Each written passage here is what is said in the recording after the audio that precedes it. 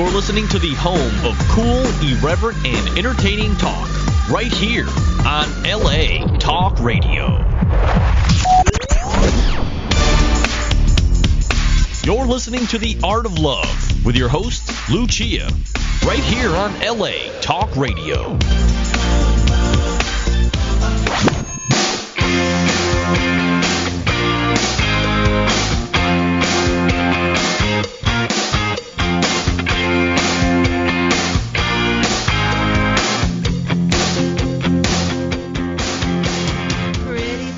Hello and welcome to The Art of Love. My name is Lucia. I'm your host and a dating and relationship expert. And I'm here to entertain, educate, and enlighten you about love, dating, and relationships. Take your live calls, answer your emails, and speak to authors of books which I find interesting. And as usual, I've done it again. If I may say so myself, I found yet another great book with yet another interesting title. And this title is, Are All Guys A-Holes? That's what women want to know. More than 1,000 guys in 10 cities reveal why they're not, why they sometimes act like they are, and how understanding their real feelings will solve your guy drama once and for all. Well, that sounds good to me. We do want to solve that guy drama. So the author is Amber Madison, and let me bring her on. Hey, Amber. Hey. Welcome to the show. Thanks. I'm happy to be here. Excited to talk about this topic. That's right, yeah. Amber Madison is a nationally noted sex and dating expert and the author of the books Hooking Up and Talking Sex with Your Kids. She has appeared on MTV, NPR, The Today Show, The Early Show, On Air with Ryan Seacrest, and in Cosmo, Glamour, Newsweek, USA Today, The Wall Street Journal, and U.S. News and World Report. She is 17 sex and dating advice columnist, as well as an award-winning lecturer who speaks nationally. So, why did you decide to write this book? I really, so I've been doing sex and relationship research and writing for a while, and I wanted to study men because it's obviously something that women spend a lot of time talking about. And I think my feeling was, and this is definitely supported by what I found, but that all of these ideas that we have about guys aren't entirely accurate. So, in the media, when we see a guy who just cares about sex and is trying to dodge commitment and doesn't want a relationship, we assume all guys are like that, but in reality, guys aren't. And so I set out around the country to interview guys and figure out what they were really thinking. So how long did the interview process take? It was 1,000 guys in 10 cities. Yeah, so I spent basically an entire summer and then a little bit into fall doing the research, traveling around. I interviewed guys two ways. So I had a 40-question written survey that I would tell guys took 5 minutes to fill out, when in reality is more like 20.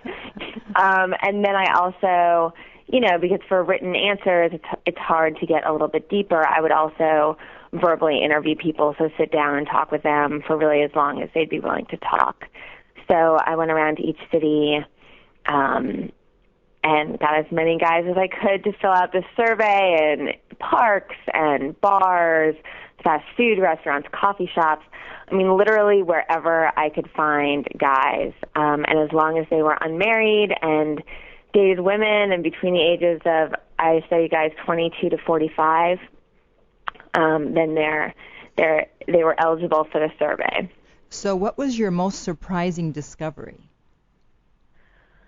I think, well, guys are really messed up when it comes to sex, and that wow. is the, That's interesting. The one thing that really I think that I still feel really confused about walking away from all of the research. I do, certainly, I mean, guys want relationships across the board, and I personally wasn't that surprised by it, given my own personal experience and the amount of guys that I would talk to about those issues. But I think a lot of for a lot of women, that would probably be the most surprising finding, that 73% of the guys I interviewed, and remember, this is starting really young, so guys 22 up through 45 who are single, said that their primary interest in women is someone to have a relationship with, not someone to have sex with. So this idea that guys are just going out to bars looking to have sex is not entirely true. They're really ultimately looking for girlfriends. But then where it gets confusing is that even though ultimately most single guys are looking for a relationship, and that's really their priority, in a long-term relationship, a lot of guys said that they would lie to a girl in order to have sex with her. Gee, what a surprise.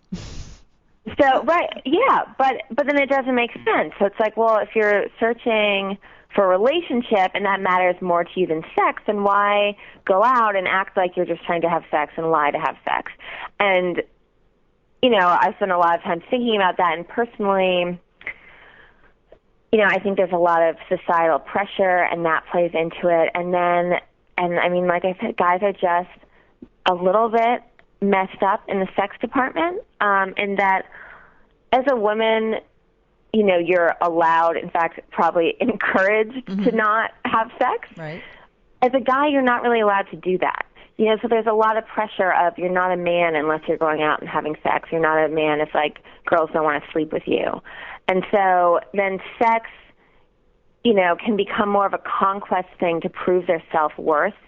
I think, in a way, I guess women can, use it that way at times as well. But I think we've spent so much time telling guys all you care about is sex that for some, let me say, when I say a lot of guys said they would lie in order to have sex, we're talking about a third, which is a higher percentage than I thought, because this is by no means all men at all, but a significant chunk of them who would. And they were probably, were they all maybe towards the younger, more towards in their 20s? Honestly, it was pretty spread out. Oh. It was probably in the 20s. I mean, you hope. And I think one thing that I saw, too, is a general trend as guys got older, they were much less likely to do that. And I think what a lot of that is just working through all of the messages they've heard about, all you care about is sex, and realizing, wait a minute, that's not really what makes me happy. And I can go out and have all these one-night stands, but at the end of the day, that's pretty unfulfilling. But that realization is, I think, shocking for a lot of guys. What are you talking about? You mean I'm not just this sex-hungry pig? I actually have feelings, and for some men, it just takes them a while to figure that out. So is this what you mean by the fake reputation? Because you say a fake reputation is all a man has. Absolutely. Yeah, that was a quote. As I was writing the book, I went to see Tangled, the Disney movie, and Flynn, of course I didn't think there was going to be anything relevant to my book in that movie. And the male character in the movie said that a fake reputation is all a man has. And I just love that quote, because it sums up just this act that people put on, that guys put on.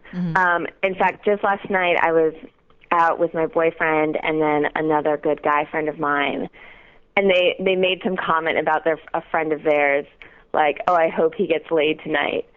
I was like, what? Why would you guys frame it like that? Neither of them are, my boyfriend obviously has a girlfriend, and, and then this other guy has been dating the same girl for 2.5 years, and a lot of our friends are happily married, and I'm like, why do you even put on the front? What you hope for your friend is that he finds a girlfriend and that he's happy, but guys feel this pressure to put on this front that everything's about sex, because it's a lot. I mean, can you see a guy sitting around with his guy friends be like, oh, I just really want a girlfriend. I'm just really looking to find a girlfriend. And that's really what's going on in his head, but he's not allowed to say that. He has to be like, oh, I want to go find some chick to bang, Right. Because that's really how guys talk to and relate to each other. So how can a woman know if she's dating, if a guy is a true a-hole or if he's just playing the part? Yeah, so one thing that I did find definitely is that guys have this belief that many guys again, you can't say all guys this or all guys that, but many guys have this belief that, the nice guy finishes last and the jerk gets the girls, and the times that I'm nice to girls, they don't want me, and the times I'm mean and treat them like crap, well then, then they're really into me. And so there's a certain amount of kind of like fake acting like a jerk, ironically, because they think that's what's going to win women over. So then how I think whenever you, right, so going into a relationship, yes. A guy who is actually a jerk is probably not going to be putting forth any effort to see you, really, at all. Maybe he'll text you, but text is not effort. If he's not making plans to see you in person, forget it. That's not a guy you want to be involved with. Someone who's kind of trying to play hard to get, the general trend of their actions is going to be that they're trying to see you and hang out with you. They may not respond to your text right away or wait a day to text back, wait 2 days after a date to call because for whatever reason guys swear that that's the secret to their dating success is that 2-day rule. But they will actually be trying to see you in general, even if it's like a half-assed attempt, it will be a real attempt. Right. So you also talk about biology and evolution in the book. So does that have anything to do with how men are? Yeah, well, it amazes me as I've talked to people, even, the friends of my parents who have PhDs, and have done a lot of research and are very scientifically minded people, and they'll say, well, no, it's definitely in men's biologies, that they're programmed to spread their seed and not want to settle down. And that is one theory that's been put out, is this idea that men were going around trying to spread their seed, basically. But there's no way to prove that at all. It's one guy's theory. And you could just as easily have an alternative idea about, well, no, okay, men and women are present in equal numbers in the caveman days. So it's not like the caveman woman had to compete really with each, for like the two men who are around. There were just as many men. So really, men evolutionarily, if they wanted to pass on their genes, then they probably had to look like a good provider. Otherwise the woman wouldn't want to mate with them. Right? So, and so that to me makes just as much sense as the other theory, but is mine right? Is the other one right? Who knows? We'll never know. But people take as fact this idea that men, have evolved from these cavemen that need to spread their seed, but there's not actually evidence of that anywhere. So it is just an idea, and I think it's important that people realize that this is just a theory. It's not necessarily a correct one. Something else, I don't know if maybe you've talked about this on your show, but the book, The Male Brain, The Female Brain. Right. Well, we haven't talked about it, but I've heard of the books. Okay, so basically, the theories are like, you look at the hypothalamus structure in men is twice as the size of the hypothalamus in women, so, and that controls sex, so that's why guys are more horny than girls, okay? Or something like that. But when you actually speak with neuroscientists, they're like, that's ridiculous. There's no one structure in the brain that controls behavior. So even if you're looking at brain differences between men and women, and they look structurally different, well, that doesn't necessarily tell you anything. And you can come up with all these theories and have them support stereotypes. Well, this, sector of the brain is associated with communication, and it's smaller in men. So that's why men naturally can't communicate their feelings, but that's not... There's no way we can ever prove that unless we start taking out people's brain parts, which is never going to happen, right, to do research. And something else that's really interesting about men and women's brains is when you look at the brains of baby boys and baby girls, they are pretty much identical. And so the differences don't emerge until like adulthood, and that's when the brains start looking different. But the brain is also... It's this term known as plastic, which means it changes based on the experiences you have. So when you grow up in this, and it is a different culture, you know, of what is expected for you as a man and what is expected for you as a woman, and how you're supposed to act and what you're supposed to wear, you know, what values you have to society, all of that. And so when you grow up with these different expectations, different experiences, different, you know, types of friends, that's going to shape your brain. You know, so it's not just as simple as, you know, nature, but even nature is nurtured, if that makes sense. So but a lot of the ideas we have about men, that they're hardwired to be one way or the other, just are not correct. But what about the fact that they, you know, I'm sure this has been proven, that they tend to think about sex way more than women on a daily basis? I've heard those stats thrown around, but I don't know if I've never seen any real research and saying that. And all of the research I looked at that would study men and women's sexual behaviors and differences, they look very, very similar. And so basically, I mean, it would be like a 5 to 10% difference on most things, and on all surveys of behavior. The one thing that they did find pretty reliably is that men are more likely to masturbate than women. But at the same time, a lot of this sexual research is done on self-reporting. So when you take into account a culture where men are encouraged to be sexual and women are told, you know, they shouldn't be, or they're slutty if they are, then then you ask women, well, how often do you guys think about sex? Even if a girl is thinking about sex 50 times a day, is she as likely to admit it?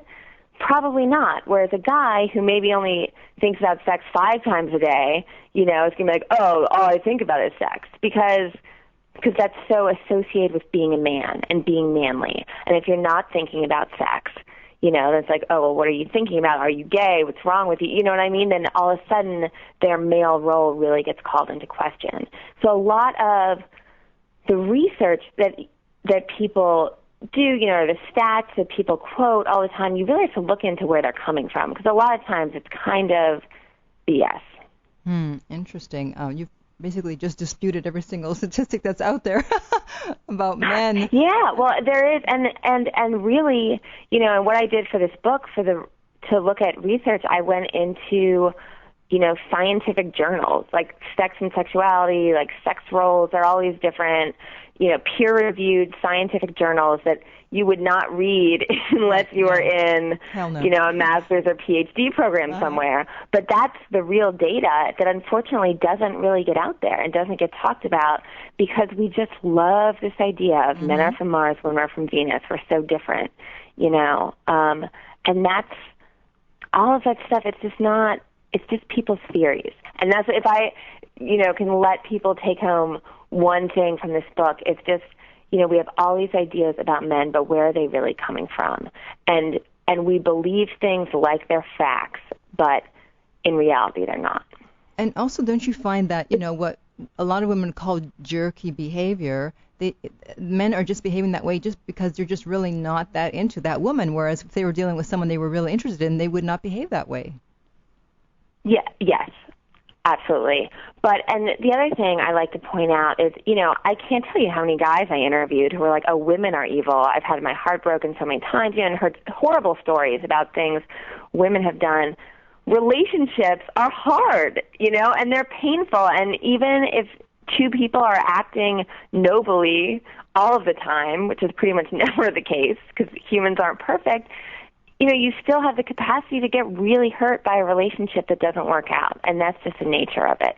I mean, you look at lesbian relationships, and they have just as many problems as straight relationships. You know, the problem isn't, oh, you know, relationship problems come up, you know, or people get hurt because there's a man in there. It's the fact that you're so close to someone in a relationship, they really have the power to hurt you.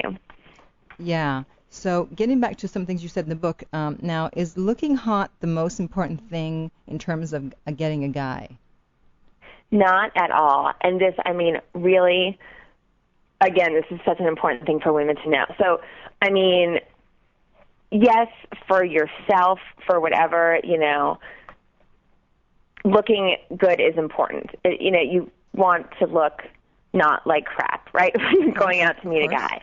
That being said, looking good is not at all the only thing guys look at. And in fact, when I asked them what was the most important thing in a girlfriend, they consistently ranked intelligence, having a sense of humor, being a sweet person as all more important than someone who's good looking. Do they want you to be cute? Yes. But if you're, having problems with guys, girls are so likely to jump and be like, oh, it's because I gained 5 pounds, or, it's because I was having a bad hair day. That's not really what it is. It was probably, something more about you and how you came across. So I think women don't realize how guys, are really looking for them to be intelligent and funny and nice. Mm-hmm. And what percentage of guys feign interest in a woman just because they want to have sex?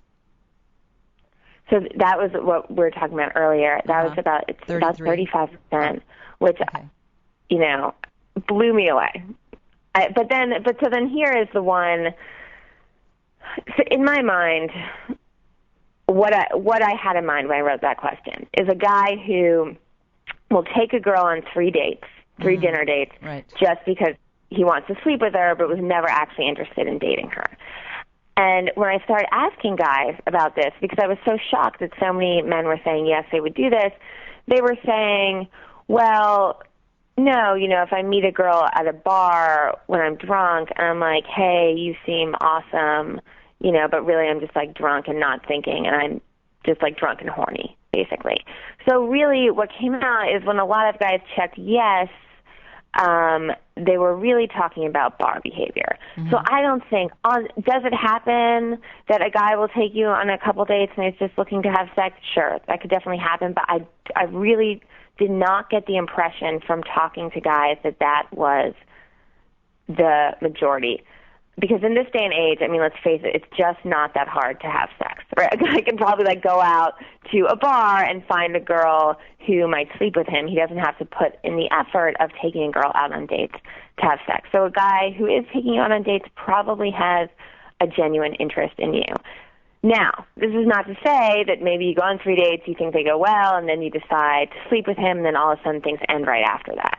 Because that did seem to be something, just speaking to girls, that a lot of girls said happened. Mm-hmm. And talking to guys about that, what a lot of them said is that, maybe you're on the fence, you're not sure if you like a girl or not, and then after you sleep with her, you sort of realize your feelings a little better. So maybe you sleep with her and you realize, wow, I really like her, or maybe you weren't really that into her, and then you sleep with her and realize that, okay, this is not going to work. It's sort of like the icing on the cake and pushes people over the edge of figuring out how they feel. So maybe if you had not slept with him on the 3rd date but gone on 2 more dates, things would have ended right there anyway. So really, the idea that it also, a lot of guys said, it made them feel really forced to make a decision because they felt like, okay, if I slept with this girl, now I really need to decide, am I in or am I out? Mm-hmm. So that's, what about, a lot of, I think, what's going on with the lying thing is really more a guy you meet at a bar. So if there's one time to be wary about, is this guy just trying to sleep with me? If you just met him and he doesn't know you and he's drunk, yes, he's probably just trying to sleep with you. So if you think there's a future in it, give him your number, take his number, and walk away and see him some other night. So then what do you guys think about women that have sex on the first date or within the first 3 dates? Are they less likely to want to have a relationship with them? It really depends. I would say about half of guys I spoke with said, you know what, it doesn't matter when I sleep with a girl. The other half did get really turned off by a girl who would sleep with them right away. And a couple things are going on there. One, when I said earlier in our conversation, guys are really screwed up when it comes to sex. Mm-hmm. So part of that is a lot of guys think they should like sex all the time. They don't realize it's something they can turn down. So guys have had one-night stands and really not liked the experience. And I honestly talked to very, very few guys who said that they actually enjoyed one-night stands. The majority said that they felt really gross afterwards. But because we drive into guys' heads, you're supposed to want sex is always fun, you have a one-night stand, all of a sudden they think it's gross. Instead of saying, okay, no, it's gross to do an intimate act with someone I don't actually know at all, they say, oh, that girl's gross for doing it, with me. So they blame it. They take that gross feeling and they just assign it to the girl. So they just blame the girl. Another thing that guys talked about in terms of why they get turned off when they sleep with a girl too soon is this idea of I'm not special. So guys think like, oh, well, she could do this with other people. Does she just sleep with everyone? She doesn't care about me, She doesn't like have discriminate taste. There's nothing that's about me that she's really into. It's just that she'd be willing to do this with everybody. And guys, want to feel like you are into them and you like them for them. It's not just like, oh, I was bored and lonely and wanted to have sex with someone and you were there. And when they feel like that, they're going to be turned off. And then something else, and this is really interesting, when we talk about one-night stands or, having sex on the first date, you don't always think about this consciously, but I think often you assume that alcohol is involved there, that, well, you ended up getting drunk. And this one guy, I had a really interesting conversation with him, and he said, if I went to a bar, was drunk, met a girl who was drunk, and we went home and had sex together, I would not respect her because I'd feel like this is a girl who's not in control of her choices. She just gets drunk and can't control herself, basically. Mm-hmm. But if I went into a coffee shop, had coffee with a girl, talked to her for the same amount of time, and then she was like, let's go home and have sex, fine. I would respect her because it was clear that, she had thought about this choice, it's what she wanted to be doing, and she was in control of her actions. So wow. A lot of the one-night stand or sleeping with someone right away is sort of this like, oh, could they not control themselves? Were they drunk and making bad choices versus are they making a clear choice? So the cleanup, I think, as a woman, if you've gone home with a guy before you intended to and you're worried about how he might perceive you, it makes very clear that this was a choice. I'm glad I made it. I don't regret what I did. I like you. It, makes me feel special the next day. Got also. It. I have a question here via Twitter. It says, why is it that guys say that they love someone or they are actually in love with someone and yet they still cheat on that person? Well, so studies of cheating that I've looked at basically show that it happens when guys are really unhappy in their relationships. It also shows the latest stats that I've seen and that are the most widely quoted, I think, are that anywhere from 45 to 55% of women will cheat in their marriages and anywhere from, I think, 50 to 60% of men. So wow. Men and women cheat in basically equal amounts. So why do men do it? Who knows? Why do women do it? But it's not just a male problem. I think there are certainly really crappy guys who are going to be selfish and say they're, in love with someone and then cheat on them. But those are, I would just say, bad people. And I think there are women who do the same thing. But for the most part, unfortunately, I think we live in such a culture just paralyzed by the fear of men cheating, almost to the point that it's inevitable, and a lot of it is you look at these Hollywood relationships, it's like Ashton Kutcher, he's cheating all over the place, and Jesse James, and, every time you turn around, like, some gorgeous woman in Hollywood is getting cheated on, and then it's like, okay, well, if she's getting cheated on, then I'm screwed, But I think what's important to think about there also is the Hollywood lifestyle is very different from, everyday people. And the egos, and with sports stars too, the egos that have to be involved and the schedules of, shooting movies apart from each other. It's a hard, I would think, and you could probably speak to this more living in LA, Mm-hmm. but I would think it would be a hard place to have a healthy relationship, But in the real world, for most people, men are really only as likely to cheat as women, and for the most part, it doesn't happen in relationships that are going well where both people are happy. So if you don't want your husband or boyfriend to cheat, make sure that the relationship is good.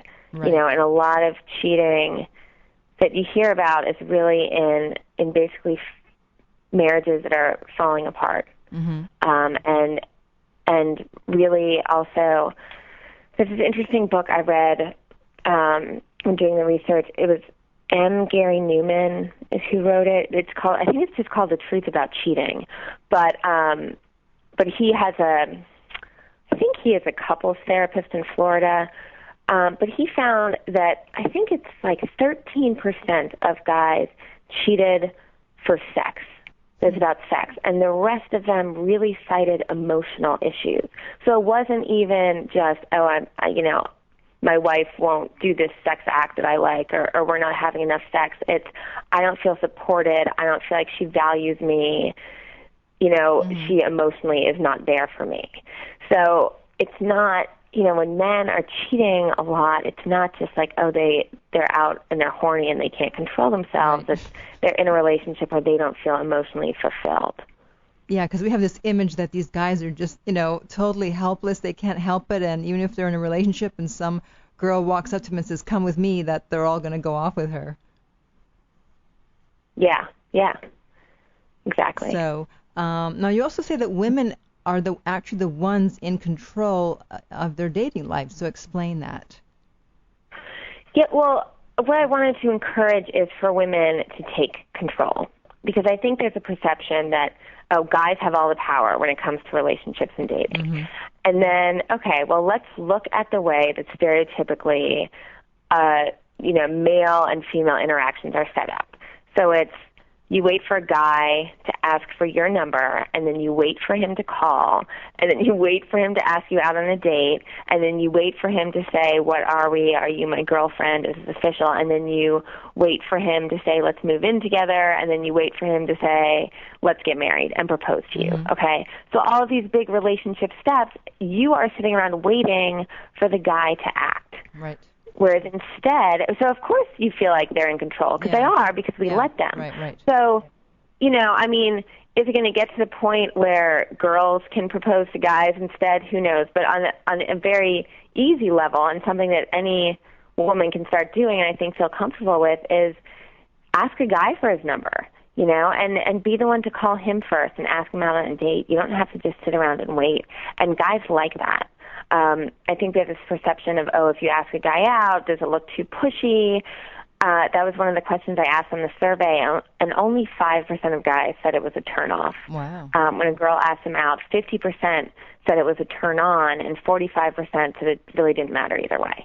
And that 5% who says it's a turn-off, I bet there'd be some other problems with those guys, too, in terms of, relationship roles and expecting a woman to be submissive. So, maybe you're self-selecting guys you wouldn't want to be with anyway. But guys are happy when women take charge. I had to write this article about, the 5 best pickup lines to use on a guy.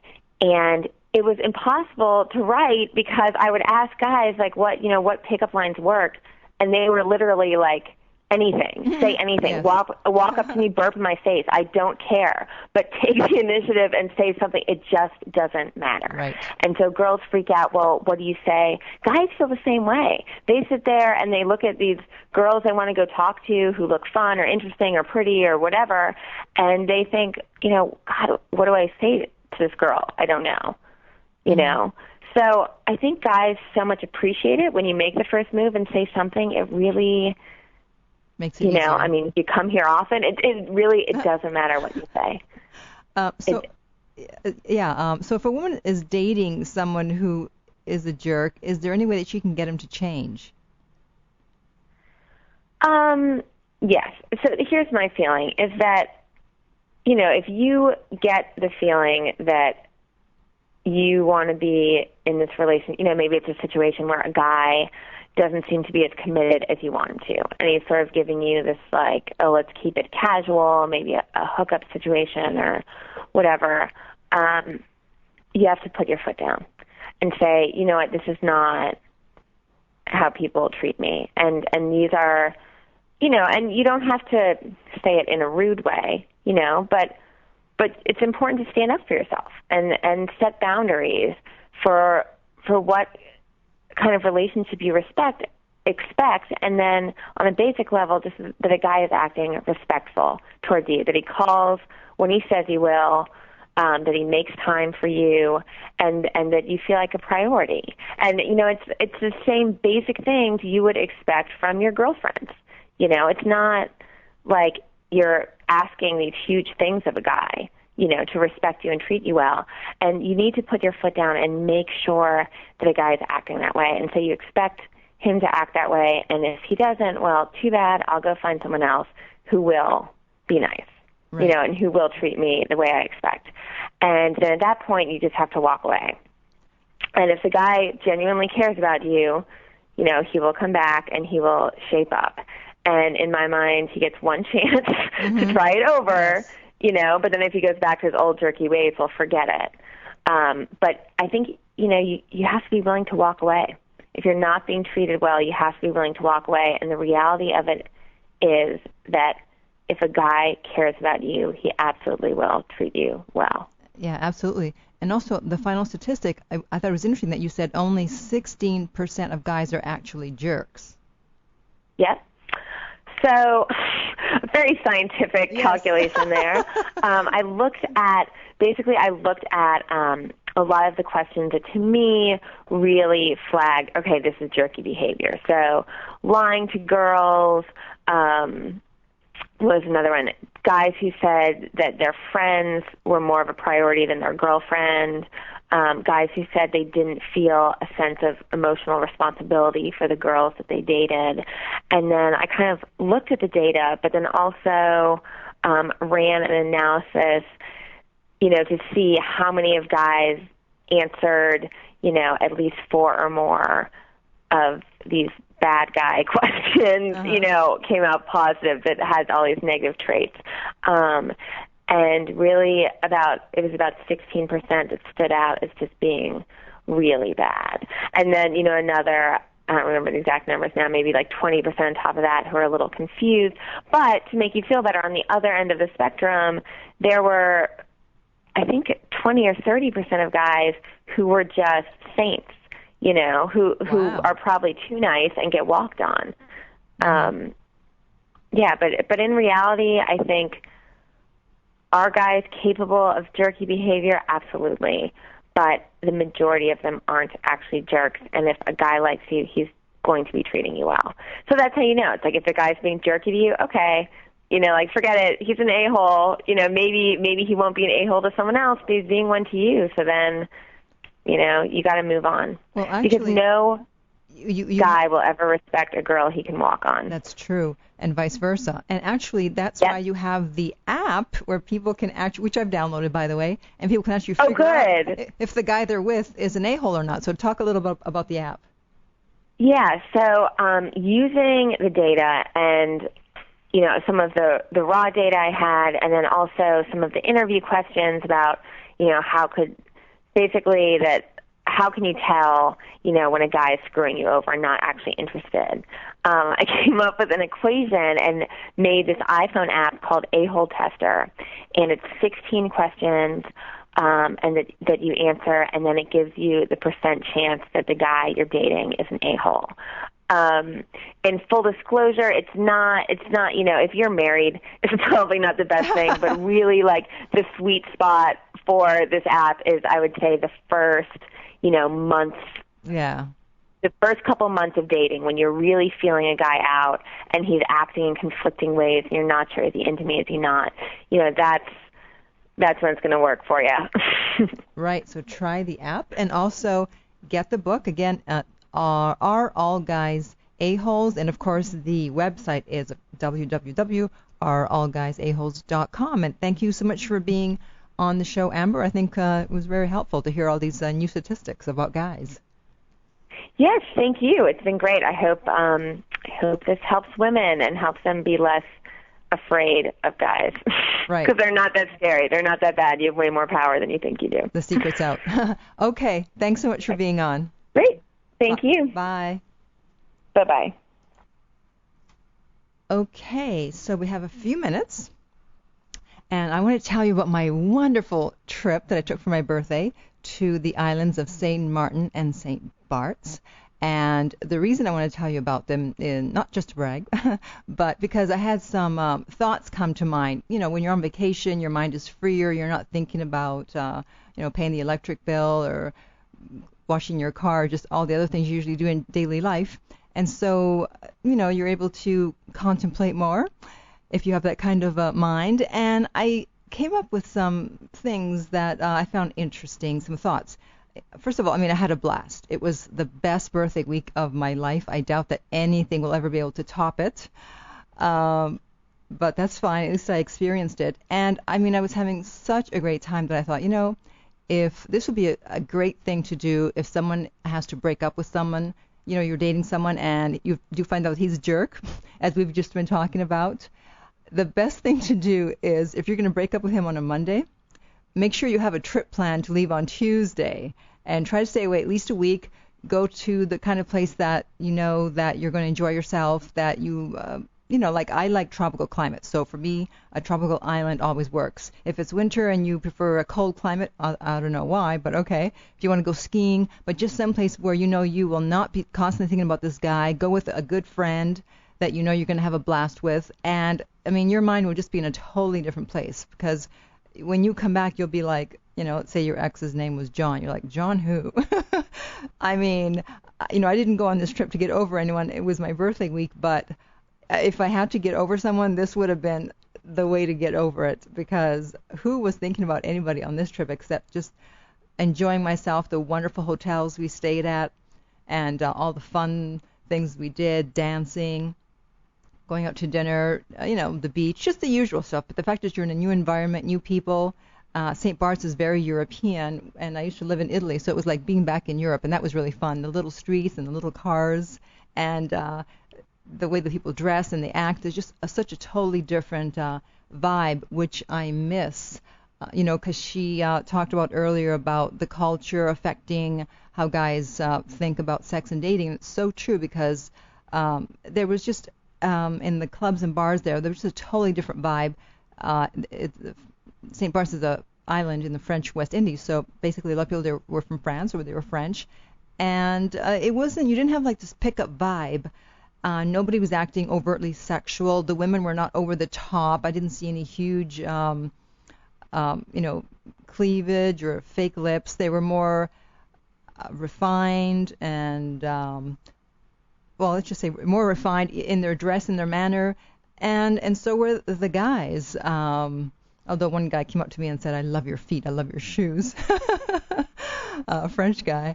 And I really like that, because it just feels a lot classier. So just seeing a different environment and seeing that guys are not the same everywhere, and there are different types of guys in different countries, will just free your mind open to the possibility that just because you were dating someone that wasn't treating you right, hey, there's other types of guys all over the world who will treat you right. So that was my first realization. If you're going to break up with someone, make sure you have a trip planned. Have it all planned out, and don't back off, or what's the word? I can't remember. Don't cancel the breaking up. It's like, do it and then take your trip. Otherwise, you're going to waste a trip. The second thing was, again, I was having so much fun, and I was so happy that I was single, because obviously I wouldn't have been able to do things, like hang out with other guys, et cetera, while I was there. If I was in a relationship, because that wouldn't have been right, obviously. So, if you're single, I guess what I'm saying is, don't waste time being with the wrong person, because then you're cutting yourself off from other possibilities. And you go, yeah, obviously that's true, but it just really hit home when I was there, because I was having so much fun. And I thought, I'm so glad I'm single, because I can just talk to who I want and go to dinner who I want, just do whatever I want. And no, I did not have sex with anyone, in case anyone's thinking that, have sex with who you want. No. I don't have islands. I don't have sex with strangers on that I've just met on exotic islands. But just the fact that I was free to just do whatever I wanted, and freedom. I mean, people kill. People go to war in order to ensure that we're free. The worst thing you can do to someone is take away their freedom, which is why when you break the law, they take away your freedom. So it's just about freedom. So why would you give up your freedom and be with someone who's making you miserable or not treating you right, and cut yourself off from the possibility of being with someone else? So that, again, that really made so much sense that it's not worth giving up your freedom unless you're going to be with someone, guy or girl, who's going to treat you like gold, basically. And if they're not, it's just better to be free. And that way you have less drama and less worries, and you can have more fun on your island vacation or wherever you go. And then the third realization was, I went with my friend, and she doesn't work out. Although she knows she needs to. And so we had different energy. Our energies weren't matching. Whenever I talk about the cougar relationships, I say the reason older women are interested in younger guys is because of on an energy level. And I meant that, figuratively. I meant that figuratively in terms of, your energy, what you're made up of, who you are, personality. But I also I also mean it literally, because about like energy, like how much sleep do you need and how are you able to go out late at night? Because that's why older women want to date younger men, because they still have a lot of energy and they don't want to be with someone, their age or older, who you want to go out at night or you want to go dancing or you want to do something, and they're like, oh, I can't, I'm tired. And you're full of energy. You're like, oh. And I mean, I was like a 21-year-old. In fact, my girlfriend said I was wearing her out because I just wanted to have fun. But she's not used to it, so our energies weren't matching. And I realized how important it is, if you're going to be in a relationship with someone, that your physical energies, not just your ethereal energies, are matching. Because otherwise, if you go away on vacation, you're really going to see the difference, because one person's not going to want to do a lot and one person's going to be ready to go. And also, a person's sleep patterns are important. You would never think of it, but I'm sure we've all encountered people who had insomnia. And that's the problem that my girlfriend has, is that she can't sleep in the daytime. And so if we didn't get enough sleep the night before, then she was groggy the next day because she, for whatever reason, is unable to sleep in the daytime, has never been able to sleep in the daytime. I'm the total opposite, thank God. I can sleep anytime, anywhere. And so if I don't get enough sleep the night before, it doesn't matter, because I'll just catch up the next day. And so I realized how important it is, because it can just really put a pressure on a relationship or on a trip, since we're talking about my trip, when you want to do things and you want to have fun, and the other person's like, oh, I need to sleep. And if that keeps happening, then you're like, oh, I need someone else who doesn't need enough sleep. So you kind of have to try to match sleep patterns if possible. Because if you're someone that requires a lot of sleep and you don't, that's going to be a problem, and vice versa. So obviously, you don't usually think about these things when you're deciding about compatibility or seeing what compatibilities you have. And this thing came out during the vacation, because I realized, my friend was great and she was really trying hard to keep up with me. But in a long-term relationship, that can really put pressure on it. So that is what I have to say about my trip to St. Martin and St. Bart's. I'm going to put the pictures up on my Facebook soon. I haven't done it yet. If you want to see them, I'll be putting up the link, and my page is facebook.com/Cougar Expert, and then I'll put the link also on Twitter, and my Twitter is Cougar Expert. @Cougar Expert is my handle. So I would like to thank my guest, Amber Madison, for her book, All Guys Are A-Holes, and of course the website has the same name, allguysareaholes.com. Remember, I have a website, theartoflove.net, where I post all my latest news and videos and articles and all that good stuff, so check it out. I also have a book at lessonsoflove.net. And that is it. Thank you so much for joining me, and until next time, remember that love inspires, empowers, uplifts, and enlightens.